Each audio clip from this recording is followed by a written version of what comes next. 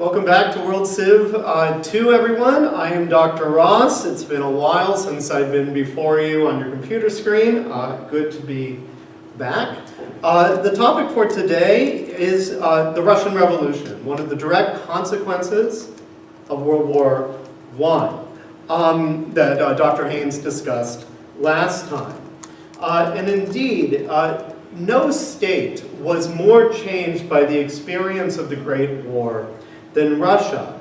And one could make the argument, debatable, that the changes that Russia would undergo were the most consequential, was the most consequential result of the war itself. Seeing how it created the circumstances for the great political conflicts of the 20th century more broadly. And indeed, one could argue that the rest of the course, in many respects, is about the consequences, not simply of World War I generally, but of the Russian Revolution specifically. So, we need to begin by thinking a bit about why the Russian Revolution was so significant. One reason the Russian Revolution is so significant is that it represents the longest lasting solution to the problem that Dr. Haynes discussed last time, the crisis of liberalism that emerged out of World War I.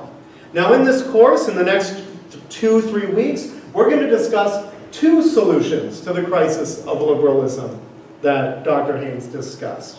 One is fascism, Nazism, in World War II. The other, that survives the Second World War, is communism, socialism, which we'll use essentially interchangeably for this course. So let me remind you of it. And I drew this slide straight from Dr. Haynes' lecture on socialism and Marxism. Liberalism, which in many respects defined 19th century politics and society, essentially argued that because human beings have the capacity to reason, we have the ability to improve society. And that kind of constant effort to make society better is the story of history. It is one of progress. As Dr. Haynes pointed out, however, that idea led to increasing inequality within industrial societies.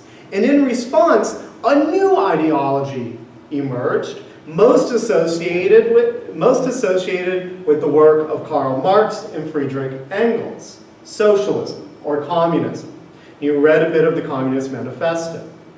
Socialists directly responded to liberals and said, well, actually, a society should be judged not on the basis of how free its people are, although that should be part of it, but how equal its people are.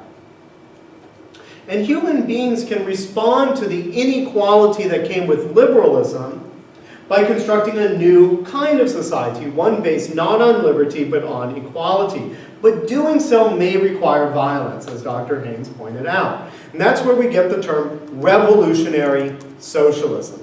That kind of socialism most associated with Marx and Engels. That's not the only kind of socialism. Before Marx and Engels, there was utopian socialism. After Marx and Engels, there was democratic socialism, most associated with the contemporary socialist parties of Europe and the politics of men and women like Bernie Sanders. But the kind of socialism that was most important for the story of the 19th century, that formed the crux of the response to the problems of liberalism, was revolutionary. It required violence. It required violence because, according to these socialists, history was a story of class conflict. And the only way to solve the problem of the conflict between the classes was through the use of violence. And it's the Russian Revolution that will come the closest, and one could argue really did, put these ideals into practice. that in response to the quite clear failure of the idea of progress enunciated by liberals that World War I demonstrated, and there's no question that World War I demonstrated the failure of liberalism. The sheer destruction and death toll of the war showed quite vividly that liberal society was not being perfected. The Russian Revolution took up the notion of socialism and attempted to put it into practice as a direct response to the failures of liberal capitalist society. And what would that mean, therefore, for a society built on these ideals? What are we going to see in Russia in response to the failures of liberalism? We will see state control of the economy. We will see the appropriation of the financial system, of the industrial capacity of the country, and put under the control of the state. We will see the elimination of private property, and we will see state-directed violence against class enemies. All supposedly with the goal of creating a more egalitarian society in direct response to the failures of liberalism and capitalism. One other thing we're going to see, and the question I pose to you, and you might be able to come up with an answer at the end of the lecture, it's not one I can answer definitively for you, is whether the attempt to put these ideals into practice of socialism also inevitably led to dictatorship. That is what happens in Russia. But the question is, was it inevitable? So the major theme for today is the conflict between liberalism and socialism as illustrated by the Russian Revolution and the direct political and social results of that struggle in Russia. And how do I want to put this? I pose to you the idea that what the Russian Revolution ended up being was tragedy. That the idea that it was possible to build a more egalitarian society on the basis of socialist principles remains something to be respected. But the way in which it went about, the way in which it occurred, shows the ultimate difficulty in doing so. And so I am not arguing that the socialism that we see in Russia was not really socialism. I am not ever going to argue that socialism has not really been tried. But I will not, in my interpretation of the Russian Revolution, discount the ideological underpinnings of the process. And it's that complexity of history that we should always be engaging with as we proceed in this course. So, major theme, the conflict between liberalism and socialism, and the struggle to construct a different kind of society outside of liberal capitalism. That this occurred, I'm going to get started. That this occurred in Russia was surprising. The socialist revolution was not supposed to, I forgot to update the outline. So please disregard the outline, excuse me. It's from an old lecture. That the socialist revolution occurred in Russia is surprising, and there are a number of reasons why. Russia was not already a liberal society. It was not an industrial society, and it was not a capitalist society. Remember, socialism is a direct response to the inequalities that came about due to industrial capitalism. Marx himself argued that you could not have a socialist revolution without a bourgeoisie and a proletariat. And you can't have a bourgeoisie and a proletariat without industrial capitalism. So the socialist revolution should not have happened here in Russia. In fact, Russia, this huge area of Asia, was primarily rural, agricultural, and poor. It was primarily farming.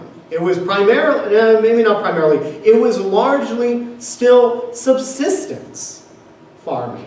That people still were often making what they, growing what they did to eat, and not as much for the market. In fact, Russia had only had free agricultural labor by the time of the Russian Revolution for about 50 years.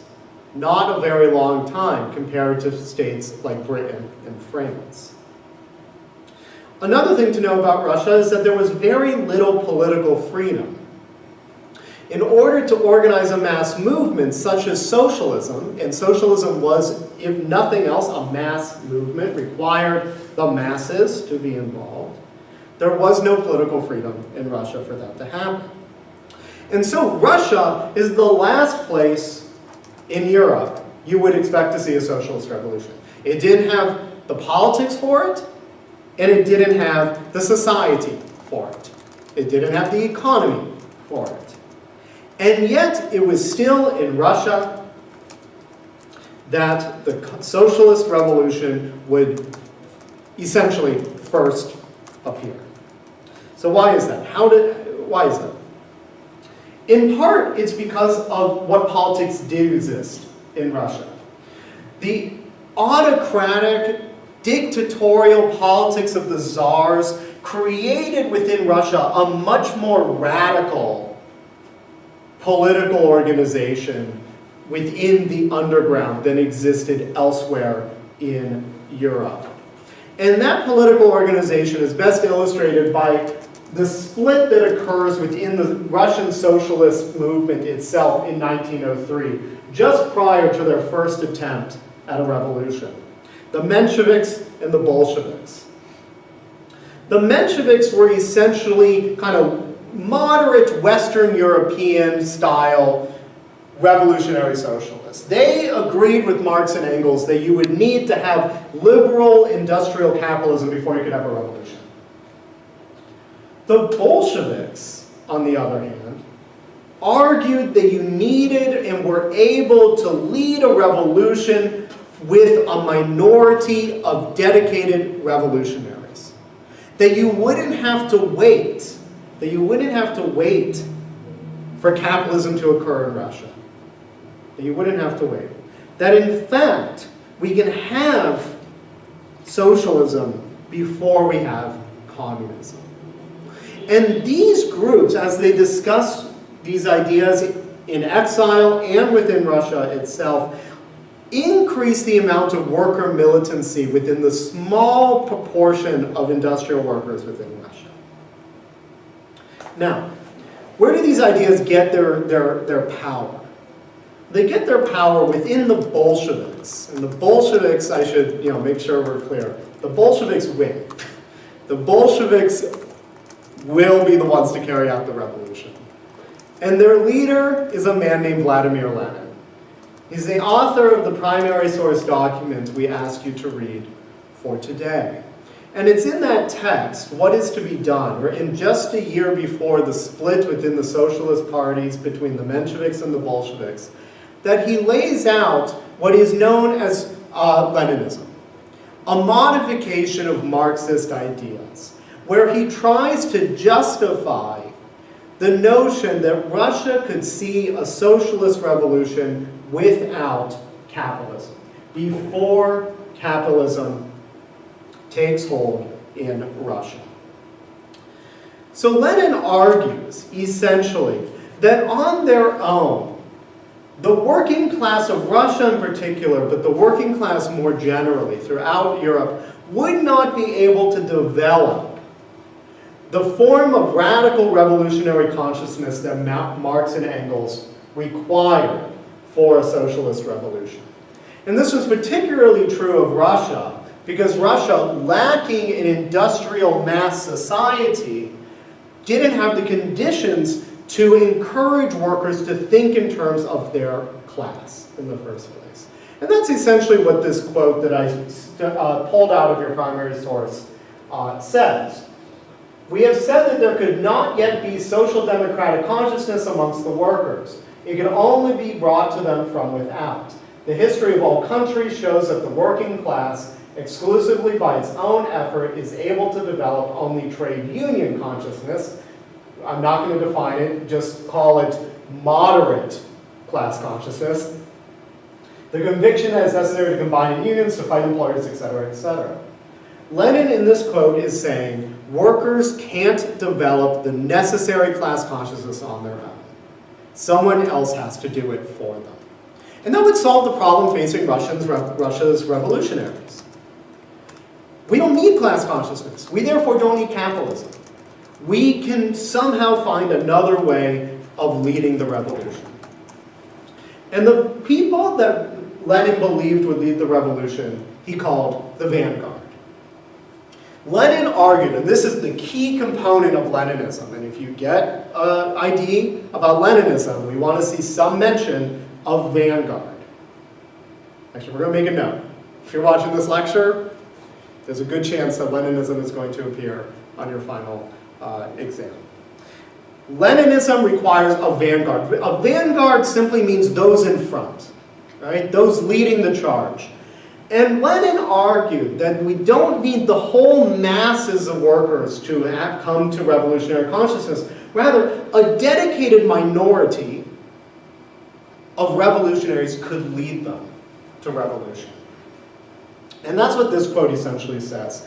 I assert, I, Lenin, that no revolutionary movement can endure without a stable organization of leaders that maintains continuity. That's the vanguard. This organization must consist chiefly of people professionally engaged in revolutionary activity, not coincidentally, people like Lenin.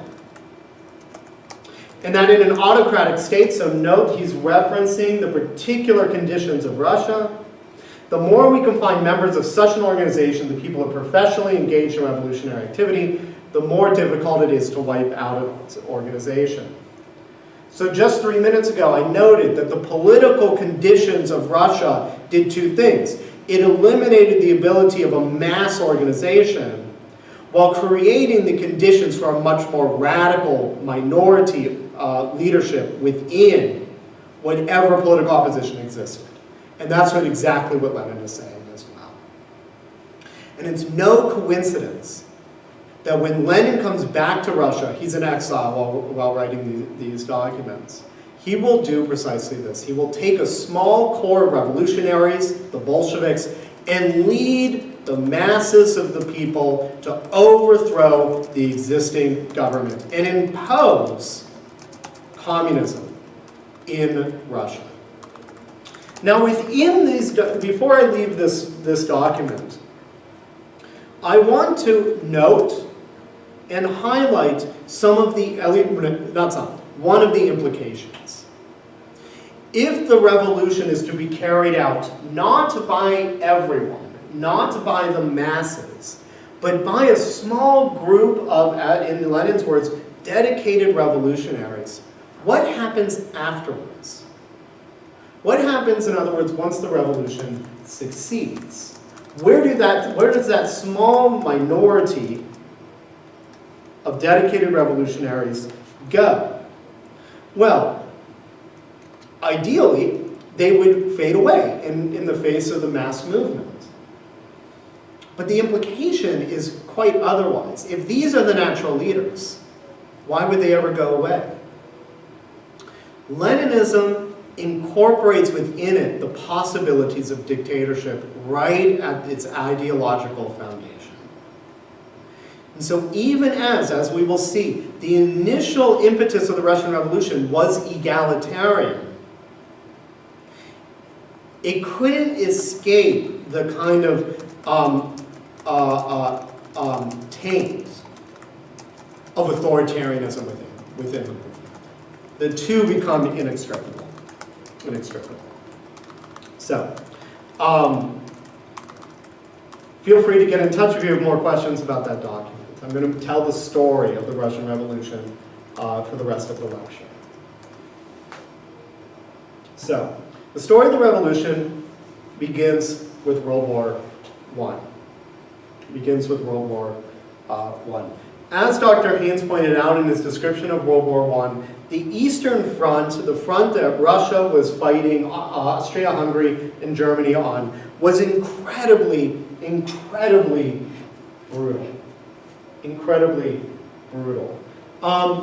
Enormous losses took place on the Eastern Front. Just to give you a sense, 2 million people were killed by the time Russia begins seriously considering exiting the war. 4 million wounded, and that's just Russians, that's not everyone on the Eastern Front.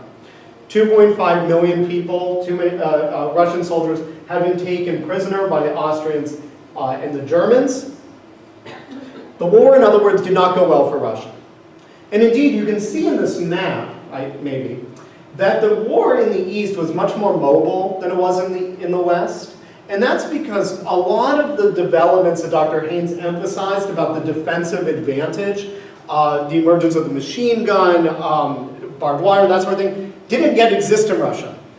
Russians quickly found that their military technology was extremely inferior to that of the Germans especially, but also the Austrians. So World War I did not go well for Russia.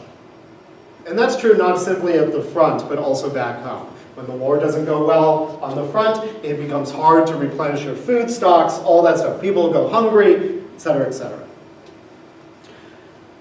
You know, there's no reason to believe, however, that with proper and concerted and intelligent political leadership, Russia couldn't have at least stayed in the war until the end.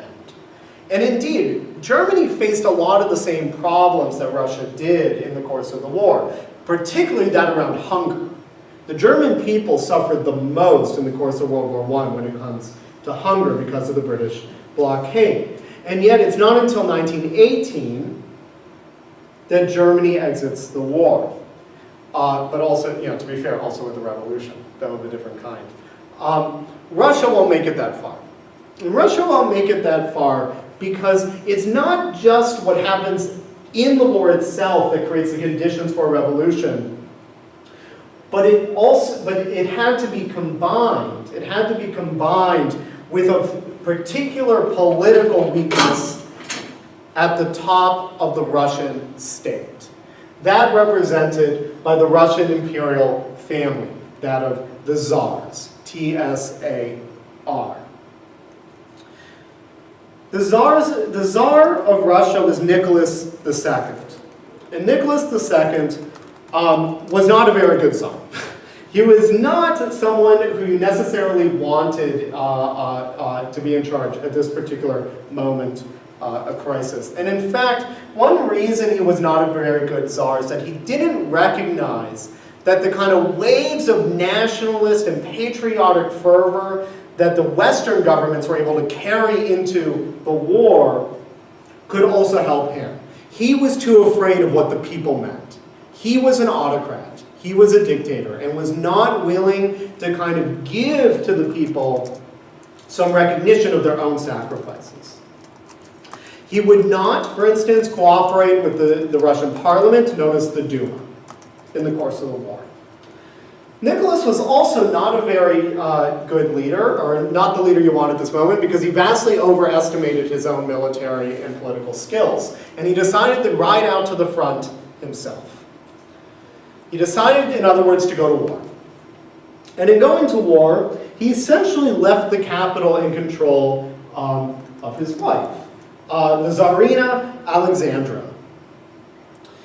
And the Tsarina Alexandra, she was an astute politician in many respects. And in fact, one reason she encouraged Nicholas II to go out to the front is that she thought it would help rally the troops in the face of their incredible losses. However, she had a particular weakness. One of her children was incredibly sick. He had hemophilia, disease of the blood. And in order to cure her son, she turned to a powerful mystic named Grigory Rasputin. And Rasputin became, in many respects, the chief advisor of the Tsarina as she tries to run this country while her husband is abroad. Rasputin was essentially, however, a charlatan. He could not, as you probably can guess, cure her son of hemophilia. And he was not a particularly well-regarded politician. In fact, he was seen as a direct threat to the traditional power structures of Russia namely those of the powerful aristocracy. So what's happening as World War I is going on is an absent monarch and a charlatan mystic running the country back. In other words, what happens is a combination of of military catastrophe combined with a political vacuum that creates the ability of the Russian revolutionaries to eventually take power. Now, if you're curious, Rasputin himself does not have a very pleasant end. Some of you might already be familiar that in late 1916, he was murdered by a group of aristocrats who wanted to put themselves in power and perhaps, ensure the continuation of the Russian autocracy. His murder was a particularly gruesome matter. At dinner, he was fed copious amounts of poison. He refused to die. He was then set upon by his dinner partners. He was stabbed multiple times. He still refused to collapse. He staggered out of the hall, the dinner hall, and was thrown into the icy waters of a river.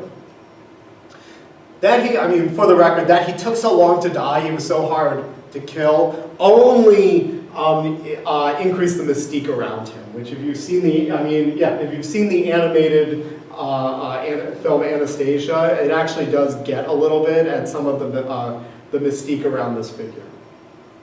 In any case, Rasputin's death does not actually solve the problem facing Russia. With his death, there was some hopes that a palace coup led by aristocrats could take over and kind of put a sense of order back into Russian governance and maybe take control of the war effort and move forward. But popular revolution occurs first. There are two revolutions you have to remember about the Russian Revolution. The first occurs in February 1917, when after years of shortages of bread and coal, combined with the military catastrophe and the political vacuum up top, to enable and encourage the people of St. Petersburg to come out of the streets and revolt. They are met by troops who, instead of firing upon the crowd, join the crowd and overturn the Tsar, who abdicates and will be murdered by revolutionaries not long after this. I'm going to actually take a quick moment and just make a point about the way revolution occurs in the grand scheme of history.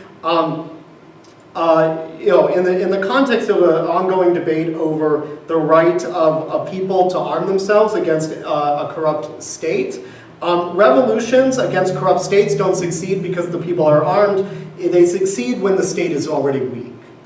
So the key to a successful revolution, whether it's the French or the Russians, is when the military joins the revolutionaries. It's not when the revolutionaries have guns.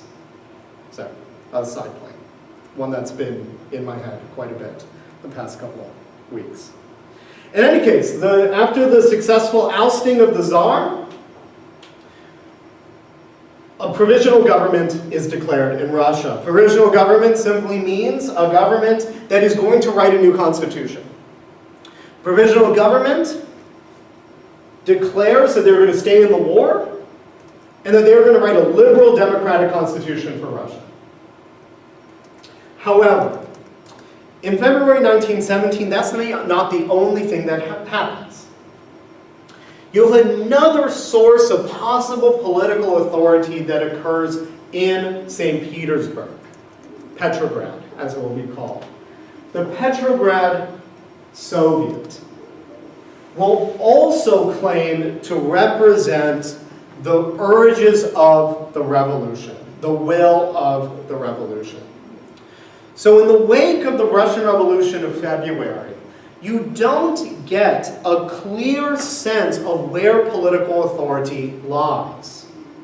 It either lies, to put it simply, in a liberal, democratic, possibly capitalist provisional government, or a workers' mass democracy, socialist Petrograd Soviet. Provisional government represents middle class. Petrograd Soviet represents working class. Provisional government represents liberalism. Petrograd Soviet represents socialism. And they emerge at the same time. They emerge at the same time. So right away we have a question in Russia. What vision of Russia will prevail? Liberal democratic or radical socialist?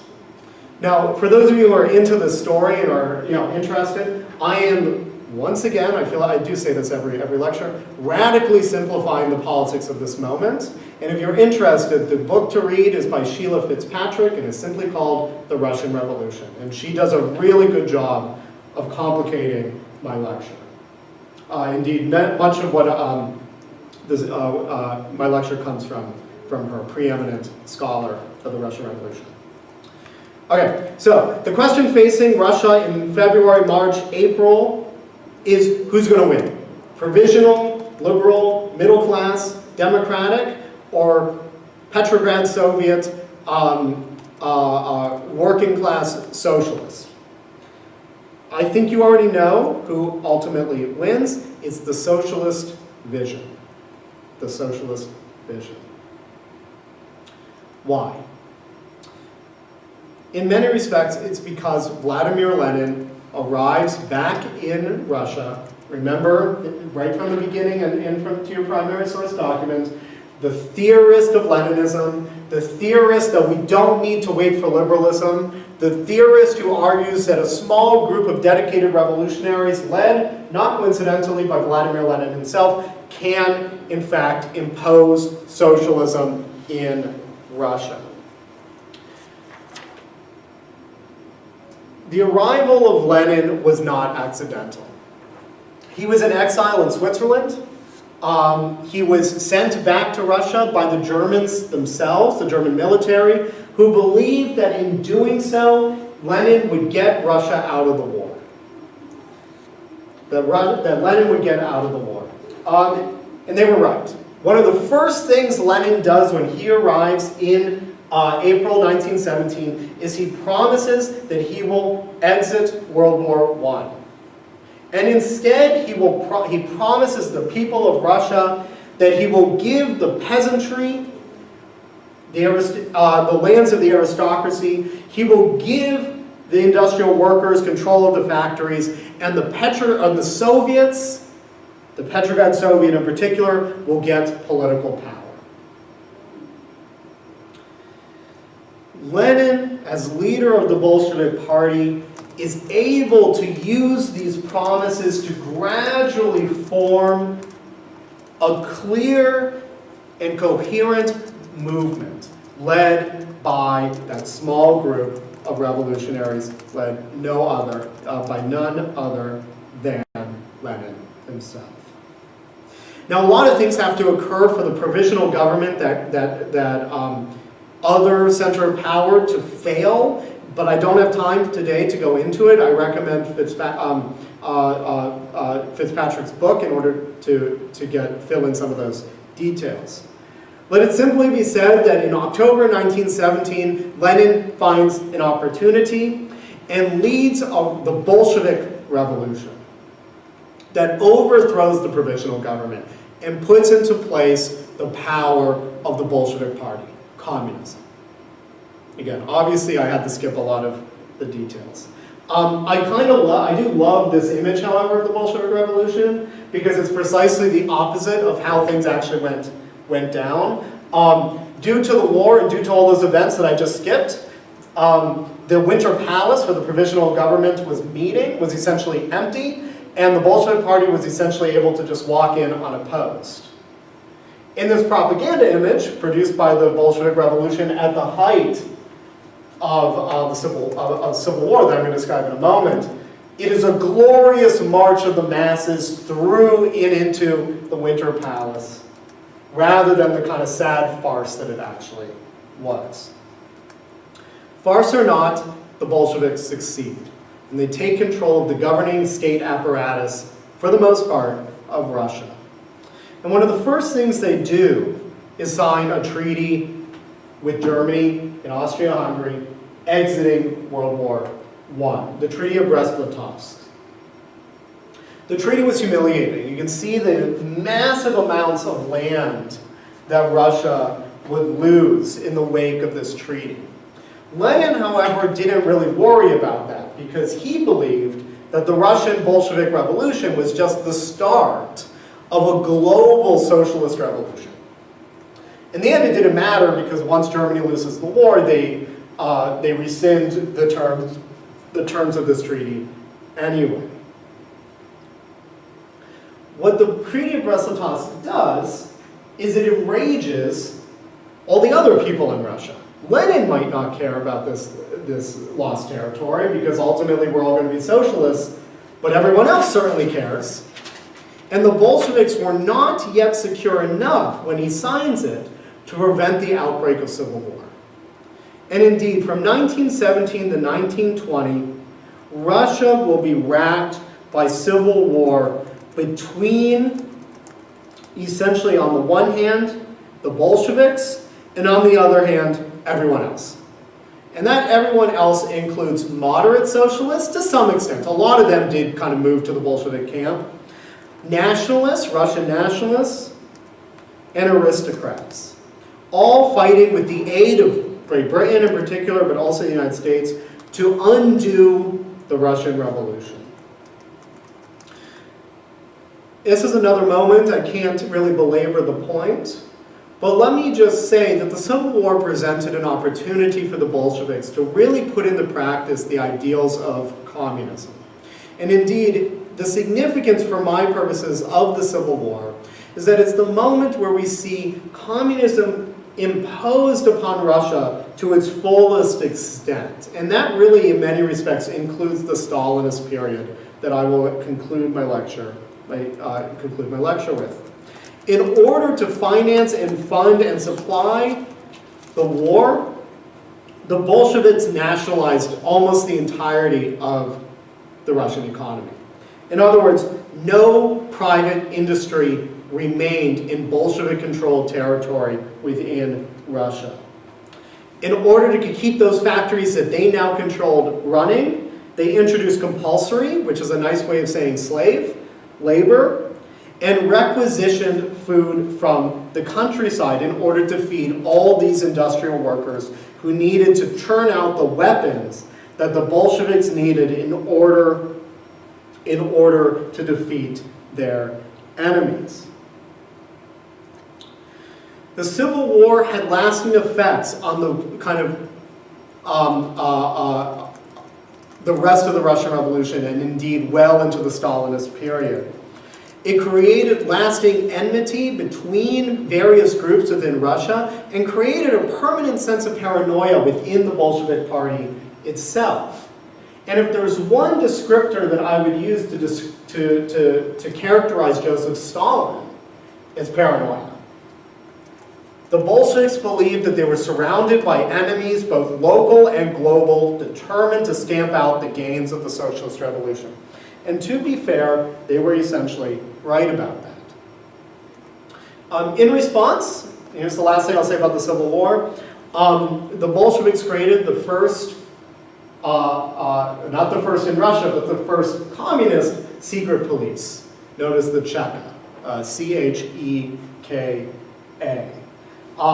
Formed in December 1917, eventually transformed into the GPU, and then into the KGB, which is where Vladimir Putin did his stint during the end of the Cold War. So in many respects, it all begins here. The Bolsheviks win the Civil War. It is a brutal affair. People starve to death. Horrendous acts of atrocity on both sides of the war. But the Bolsheviks win. And what did they do almost immediately? they allow capitalism back into Russia.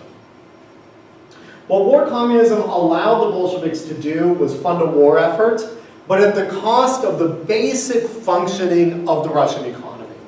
That at the end of the war, they might have won, they were faced with essentially devastation.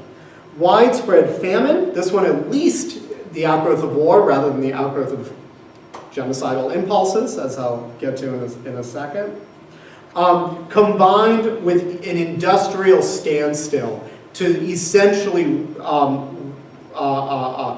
wreck the ability of the Russian state to get back on its feet. The solution that the Bolsheviks came to is surprising. They called it the New Economic Policy. And it was essentially a privatization, re-privatization of selected segments of the Russian economy. In other words, the communists, the Bolsheviks, recognized that the only way to get the economy going again in Russia was private enterprise. And that, you know, that tells us something. It really does. So right here we have an image of a kulak market, and kulaks were the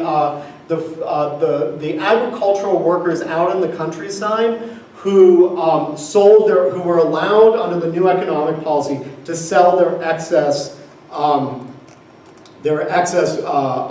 produce on the free market, which they previously had not been able to do and would not be able to do going forward. This retreat from communism worried a number of members of the Bolshevik Party, and with good reason, right? It directly challenges the very principles that the Bolsheviks were trying to put into place.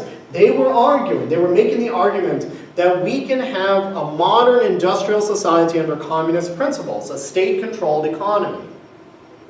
But that state-controlled economy might have won a war, but it failed. It failed, at least at first, to kind of, you know, restart the economy in peacetime.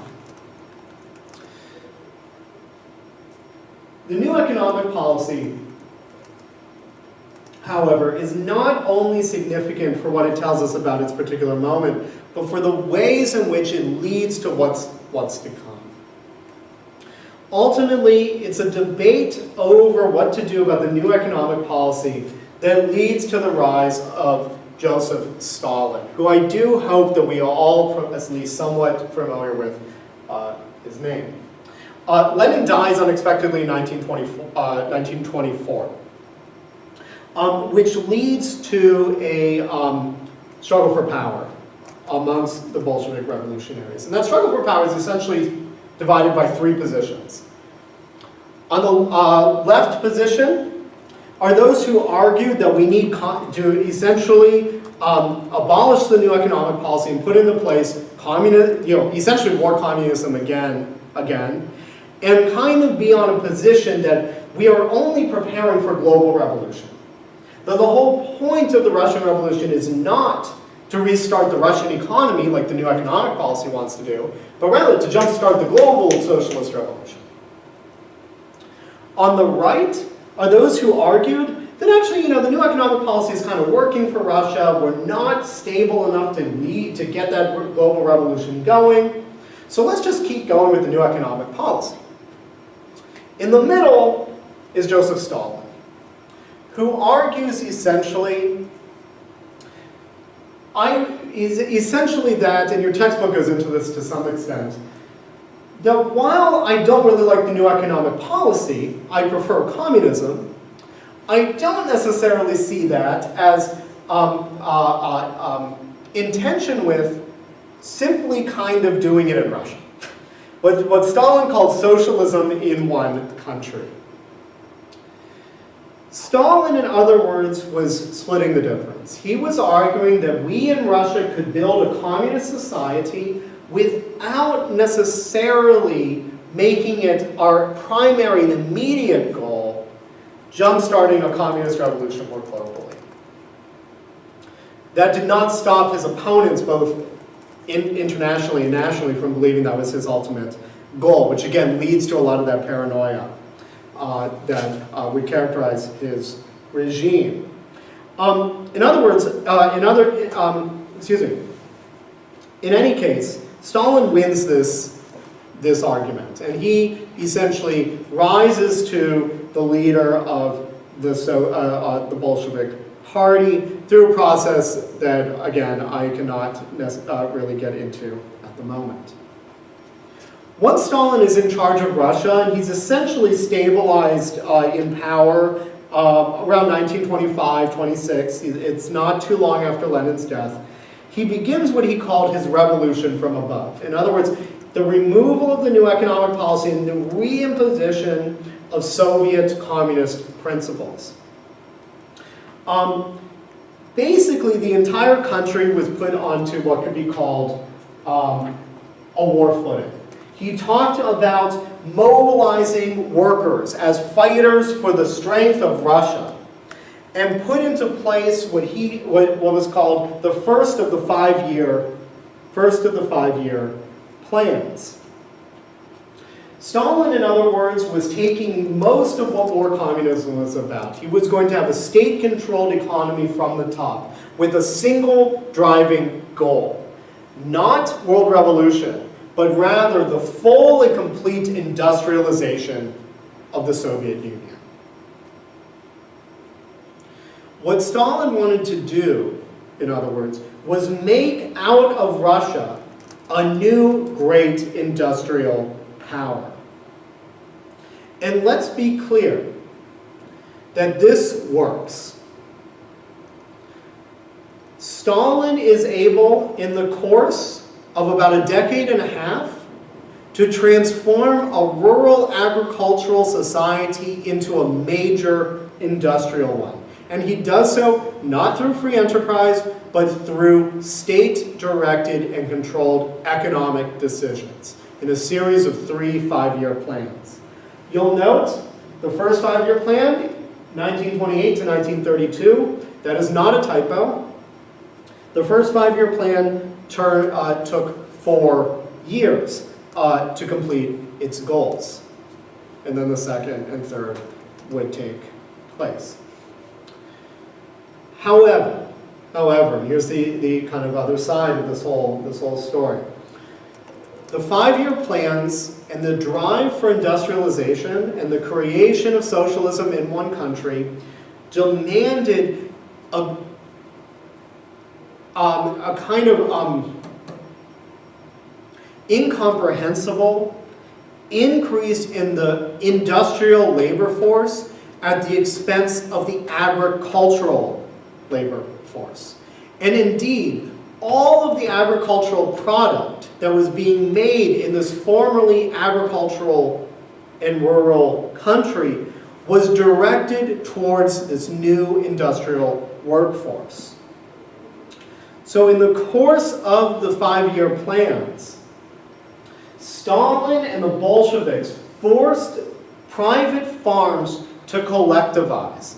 By collectivize, they simply mean combining private agricultural areas into single state-run, large-scale agricultural enterprises, run for the benefit not of those who worked on them, as you would in a private field, but rather for the benefit of the state. And in this case, directing the goods produced in the countryside towards the cities.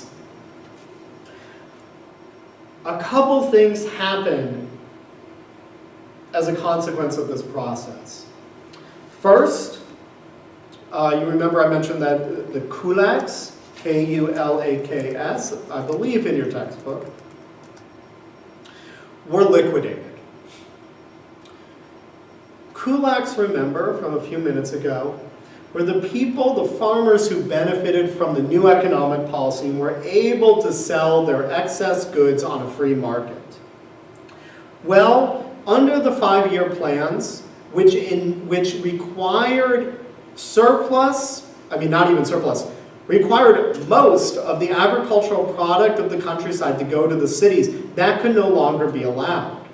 And so the kulaks, these free enterprise farmers, were identified as class enemies. and were liquidated by the Bolshevik government. By 1930 to 1931, 1.5 million kulaks were deported to camps known as gulags in Siberia, or they were sent to new industrial centers being constructed under the first five-year plans. So one of the first things that the five-year plans do is create entirely new industrial cities in Russia. And those cities are largely built by compulsory, forced, or slave labor drawn from the kulak class. Now, in some areas of Russia, Stalin did not target class enemies, he targeted national enemies. One of the main places that Stalin targeted was Ukraine, and this relates very directly to the continuing disagreements between the modern country of Ukraine and the modern country of Russia. Stalin forced Ukrainian farmers to send almost all of their agricultural product, and this is the breadbasket of Europe, to Russia, in what was a targeted attempt to create a famine amongst the Ukraine, solving for Stalin two essential problems. He needs the food for his workers, and he wants to eliminate a possible source of opposition amongst Ukrainians. 5,000 intellectuals in Ukraine were arrested and murdered in the course of the late 1920s and early 1930s. And between 2.4 and 7.5 million deaths occurred during the famines that were created by Stalin. In Russia, somewhere between 30 and 4 million people died in the course of collectivization. So, I introduced the first five-year plan as a success, but here's the cost. The deaths of millions. And it is true that we often highlight let me get to that point in a second. So that's all occurring in the late 1920s and early 1930s, and really continues throughout the 1930s. Between 1936 and 1938, Stalin turns his attention not to external enemies, such as the Ukrainians and such as the kulaks, but also to internal ones, and he purges the Bolshevik Party itself in a series of show trials that eventually led to the arrest of around 8 million people. And in these images, you can see the extent to which Stalin went to ensure not simply that his political enemies were eliminated, but that their memory was as well. So the leader of the secret police from really until the mid-1930s is not only sent to the Gulag and murdered, but is erased in the official photographs of Stalin's reign. The total number of people arrested during the course of these purges of both external and internal enemies will really never be known. But we estimate that by 1953, about 18 million people went through the prison system of the Soviet Union. And so I have some numbers for you. In the purges, between 700,000 and 1.5 million people were killed. 1.7 to 5 million in the Gulag. 400,000 to 1.7 million deaths during resettlement of the kulaks and other ethnic populations. Somewhere around 8 million deaths in the famines that I described. And then also murdered, not by Germans, but by Soviets, 1 million POWs during World War II. So we're talking in the course of the 1930s, really. All right, Stalin takes power in 1924, somewhere between 10 and 20 million. And we haven't even gotten to World War II. So the point I was going to make before I wanted to make sure I defined the Great Purges is that especially, well, I won't generalize about who does this. I think it's true pretty broadly. We focus quite a bit about the crimes of the Third Reich with great, great, great reason to do so. However, When Hitler takes power in 1933, which I will describe next week, he could not hope to come even close to the death and destruction that Stalin was able to order at a whim. Stalin's purges and his crimes really need to be remembered a bit more. And one reason why they are in many respects more shocking to the conscience, that's not the word I want to say, were more shocking at the time they occurred, is that you never knew who was going to be targeted. With some exceptions. If you were Ukrainian, if you were Polish, you were in trouble. Hitler, as I will describe, created racial categories that determined whether you were in or out. Stalin had no such clarity. One day you could be safely ensconced in a nice bureaucratic position within the Bolshevik Party. The next day you could be on your way to Siberia. One day you could be Stalin's right-hand man. The next you could be put on trial for treason and murdered. The sheer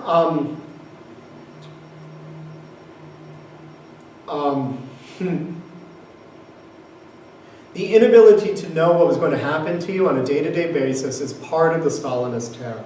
That in many respects is qualitatively different than that occurred in Nazi Germany, as I'll talk to next time.